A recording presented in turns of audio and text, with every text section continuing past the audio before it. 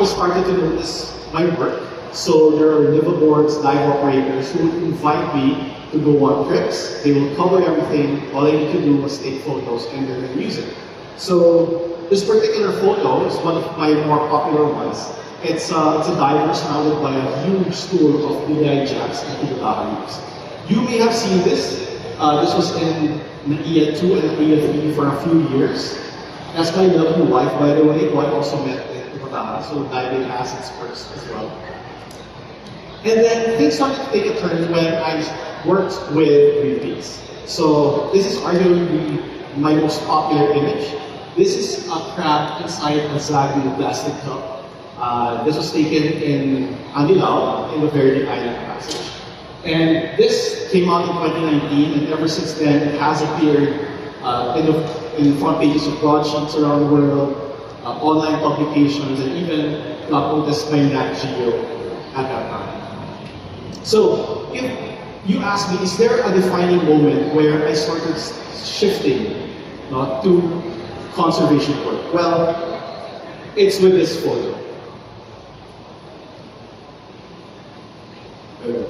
So this photo is a treasure shark taken in Malapascua Island, Cebu. It was picked up in 2015 by the Philippines Facebook page, and it basically said, watch out, shark passing through, divers who have the wonderful opportunity to swim in Monad Shoal in Malapascua will be delighted by views like this one. So awesome, awesome opportunity. And then, someone commented, baka busog lang yung shark, kaya di nila pinansin ang posibleng biktima. For sure, God is good. Loosely translated, maybe the shark is just full, so it ignored the potential victims. So at that time, as all of you know, the most dangerous part of the Philippines is the Facebook comment section. But at that time, it wasn't that toxic just yet, so I actually went in and started commenting and replying. And then later on, she replied, thank you, I learned something, there are shy sharks.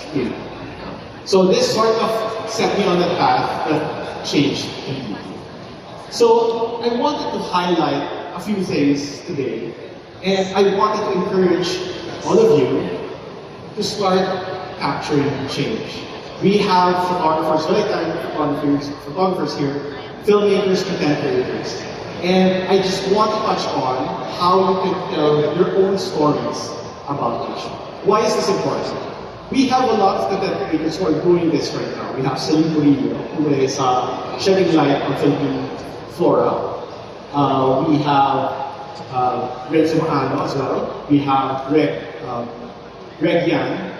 And these people have been highlighting the beauty of our natural world within the Philippines. And I think that is crucial. First, I want to sort of take a step back. Let's go back to school.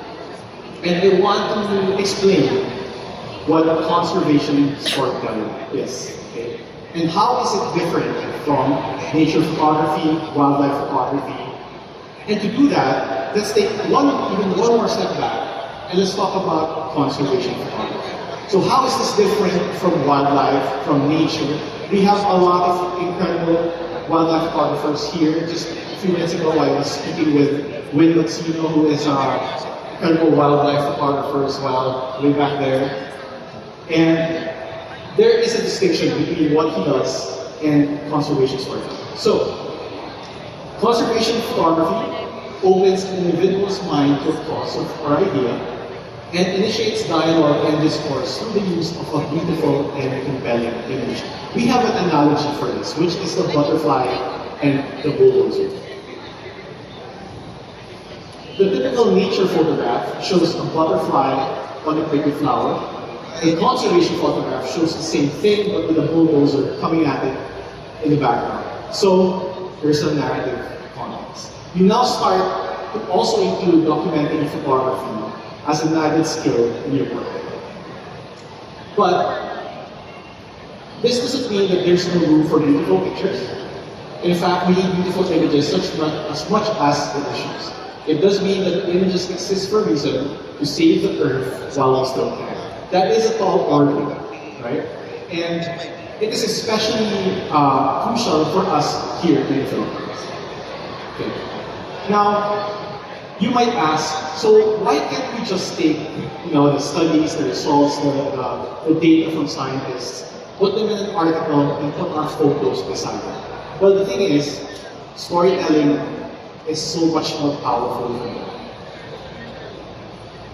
Stories, people remember facts.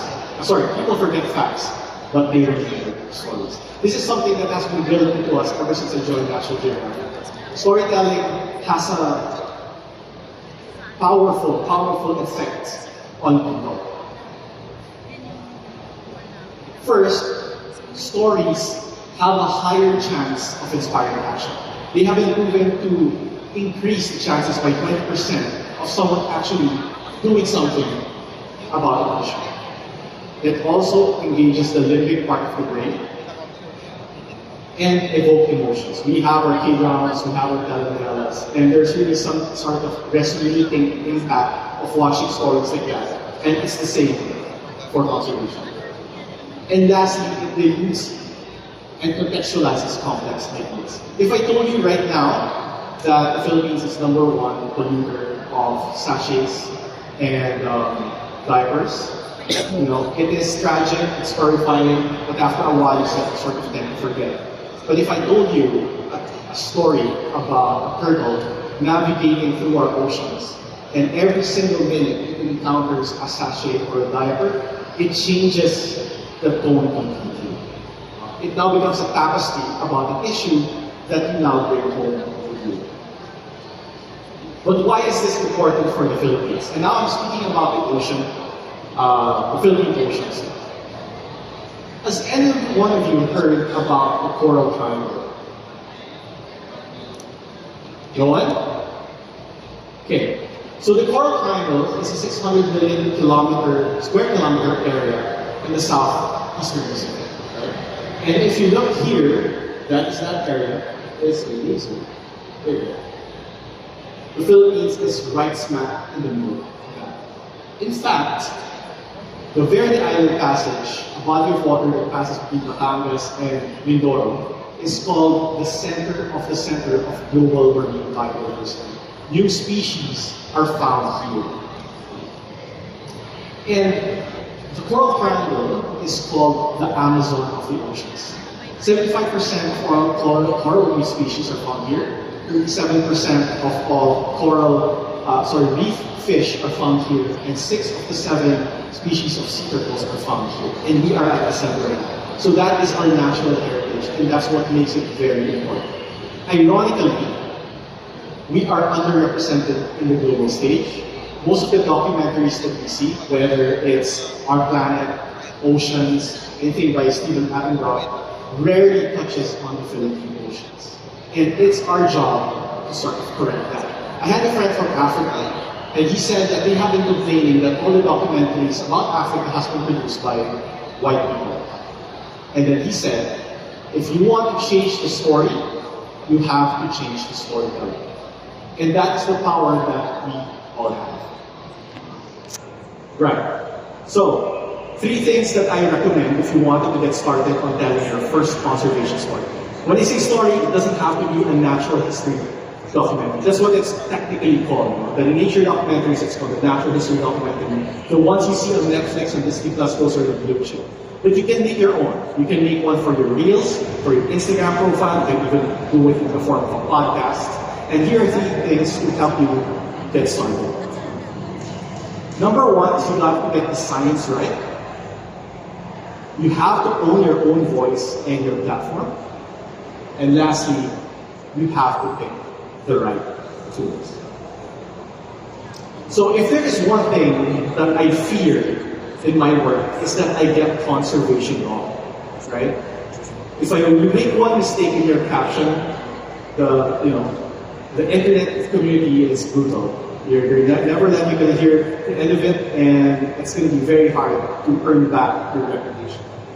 At the same time, when I give this talk to university students, photography classes, they always ask me, how can I get started with conservation photography? Well, you partner with the NGOs and the research groups. The thing is, these NGOs and research groups are looking for creators, photo, video, interactive to help them with their work, to basically help them tell a visual story. And at the same time, you learn from these experts. It also helps you build a portfolio. Imagine working with 3 different NGOs and coming out with probably a really powerful and strong body of work after 2 years. You don't get paid for it, but they do cover everything that you would need and take you to the destinations and work project locations that you want to get to. And lastly, it allows you to create your network. I got to National Geographic simply because most of the people I worked with over the years have recommended me, connected me, endorsed me, and so on. And this is very, very crucial. And the work is very, very fun. This is a group of scientists in the Zulu Sea. They were fishing for sharks and tagging them. So they'll make a small incision, put an acoustic tag, and they will track the movement of that shark all around the Zulu Sea. And let me tell you, being in the water a few inches away from a shark that's about to wake up is absolutely terrifying. But it's exhilarating as well. Last year, scientists from Columbia University asked me for their help, asked me for my help, to look for a dwarf cuttlefish that we discovered was only active at night. So this is a photo. This is what I used a Sony A1. I used this almost I think at like 6 p.m. And it just shows exactly what we do underwater, looking for the species and eventually finding them. Then last year, a group of scientists from southern Florida wanted to do a study on fear in prey species of fish. So what you have here, one of your grad students, she is holding up a stereoscopic rig, camera rig, 2 GoPros, and she was going in a straight line, 150 meters. She wanted to see if fish actually fear humans in a spot where you're not allowed to fish in. So this was in Batangas. And it's funny because as she went through it, the fish were basically just right in front of us, not moving, because it wasn't scared of humans. Next is, I always say you have to own your own voice, right? And own the platform that you're active in. So, I'm a photographer, I'm a storyteller, I'm a director, and I have no background in marine biology, right? But I play to my strengths, and I usually present conservation issues from a lens, literally, of a photographer and storyteller. I also aim to always gather an audience. I don't want to speak to those who already have their hearts in the ocean. I want those who are only, found usually in the perimeter. And lastly, I partner with like-minded brands. In this case, with Sony. Just to let you know, if you're not aware, so for example, the Sony A7R6, the packaging doesn't have any plastic anymore. We're moving to sustainability. And in fact, A7R6, a big chunk of it is made from recycled materials. So that in itself is a very organic partnership. So I started out on Instagram. That was my main platform.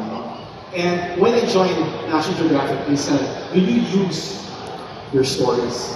I was like, "Not really, maybe for behind the scenes." And they said, "A study showed that viewers are more likely to listen to you, to an author, if they can see what you do on a daily basis."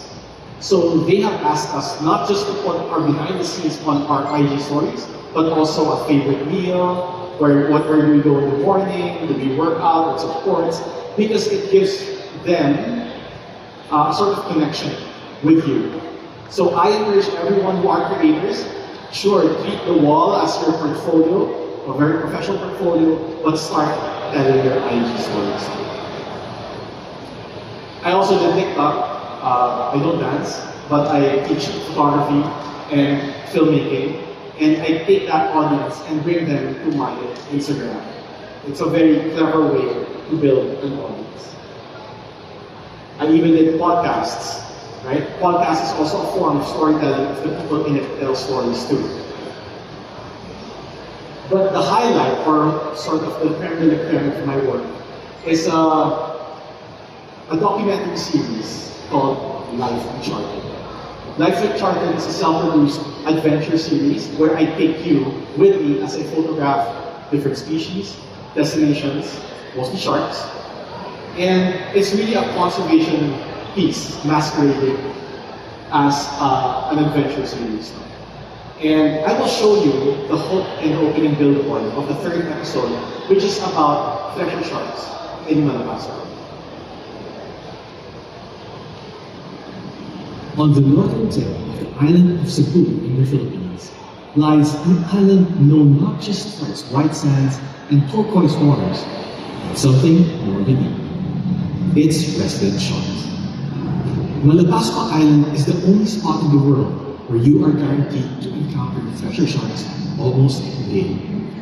And we're diving deep into what makes this island so special that these sharks decided to call its waters their home. I'm Noel Guevarra, conservation photographer, filmmaker, and National Geographic explorer. And I believe in the transformative power of a journey. Join me as I explore incredible destinations, immersing myself into their ecosystems and forging bonds with the locals. As I connect with the destinations on my journey, the insights I gain always come from the most unexpected of places. Proving that when navigating our journeys in life, they should be uncharted. This is Life Uncharted. So the episodes have been filmed with Sony cameras. We used Sony FX3. I used a Sony A1 underwater. We even had the CVE one for one of the episodes. And it was a very successful run, although short because it was very expensive to produce without funding.